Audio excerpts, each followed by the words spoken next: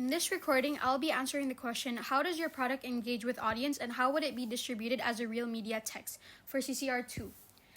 So my found footage horror films is mainly for teen horror fans, especially people who are into unsettling, realistic style movies like Paranormal Activity or The Blair Witch Project, which we took inspiration from.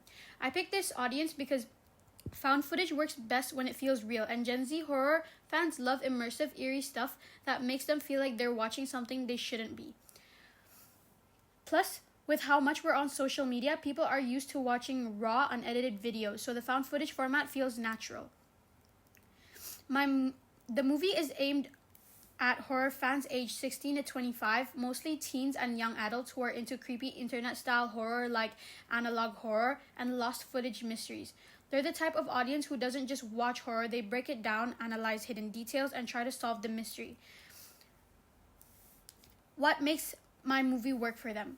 I made sure the movie has a mix of realism, suspense, and mystery to hook the audience.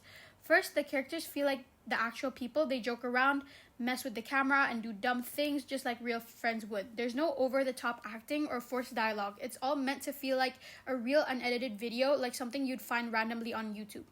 The setting is also something that people can relate to, like a creepy attic. Almost everybody has an attic in their house, and a mysterious book that should have stayed hidden. It taps into that universal fear of the unknown, that the book itself isn't just some random haunted object. It has a real weight to it. It starts out as something weird and old, but the more they mess with it, the more that worse things starts to happen. The audience will never be 100% sure if what they're seeing is real or just inside the character's head. The movie builds tension slowly, using hermeneutic codes, basically giving just enough information to make the audience ask questions, but never revealing too much at once. At first, it's just small things like noises in the attic, noises in the attic, or weird sounds. But then it gets more intense until everything spirals out of control, like when Lila gets pulled by that unimaginary force. I also used binary opposites to keep the tension high, like normal versus supernatural and reality versus hallucination. And finally, we use cultural horror codes.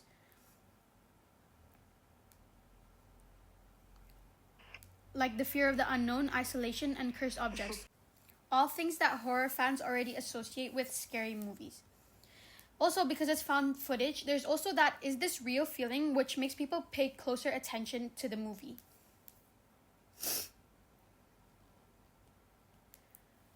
For distribution, I'd focus on streaming platforms like Amazon Prime Video and YouTube because they already have a strong audience for indie horror films.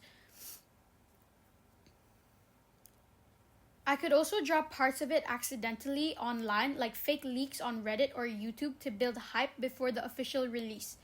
This would make it feel more like a real lost tape, making people want to search for the full version. For promotion, since my audience is mainly on social media, that's the best way to market the film. I'd use TikTok and Instagram Reels to make short and creepy clips with captions like last known footage of missing teens ... or YouTube leaked footage, and I'd upload random clips under fake accounts to make people think they found something real. I could also get influencers, if possible, get horror influencers to react to the clips and spread the mystery. Since horror fans love interactive experiences, the more I make the film feel like a real event, the better.